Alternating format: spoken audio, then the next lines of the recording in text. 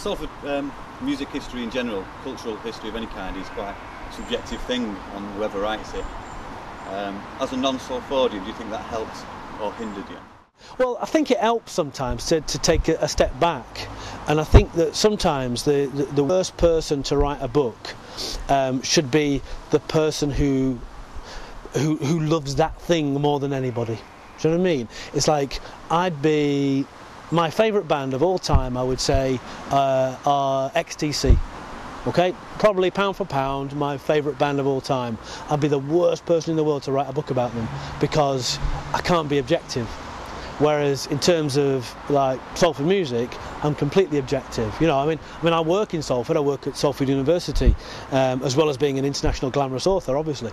And you know, so I use the city, and I'm in the city an awful lot more than perhaps some people who talk about Salford a great deal are in the city. So, you know, I've paid my dues in that respect, but it's good to have a slightly different perspective on it, because I think there'll be stuff that I would have put in there that maybe other people wouldn't have done, and vice versa. So that's got to be good. And, you know, if anyone doesn't like it, then hey, go and do your own map. So, amongst all the people you interviewed for the map, was there anyone that you were starstruck by? Well, starstruck by, I have to say I was very, very taken by Stella Grundy when she was dressed as Nico. That was quite a moving experience for me, but the wife was with me at the time, so you know, I had to keep a cool head. Some of the people I'd met before.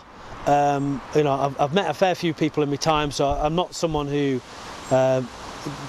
gets too starstruck, I have to say, but of all of them, I would have to say the most pleasure, I would say, was getting several of the Dooleys back together again, and that was just such an unusual experience, you know, to get them back together again just for this.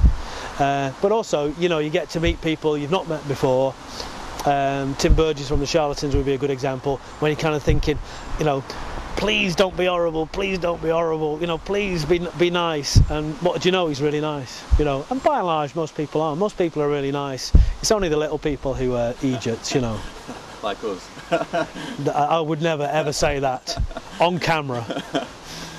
So can you tell us when it's going to be thrust up into the public domain? No, but I can tell you when it's available. Okay. Which would be, it's, as far as I know, the printing and all the rest of it I've done my bit basically. My bit's done. The printing and the design is being done through July and August, and it should be all boxed up, ready to rock by the end of August.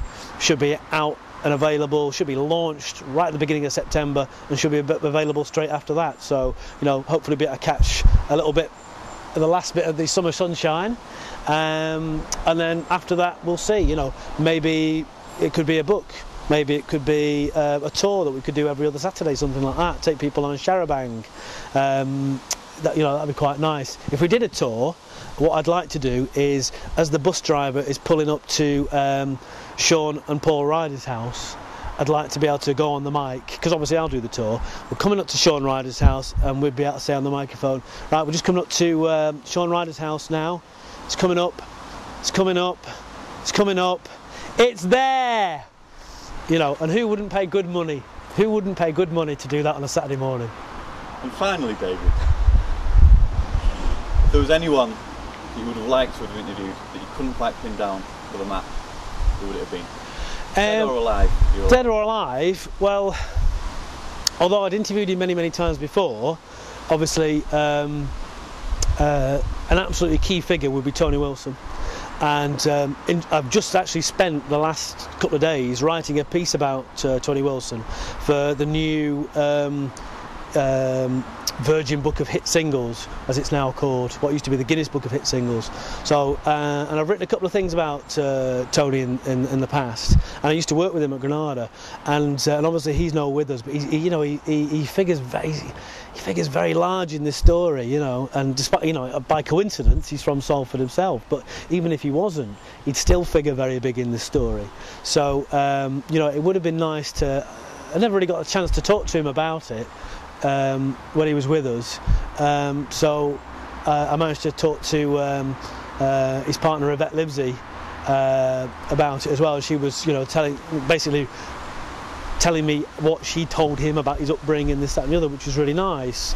And maybe that put a bit different perspective on it, because Tony was a swine for basically telling you his version of events that may not necessarily be the true version of events.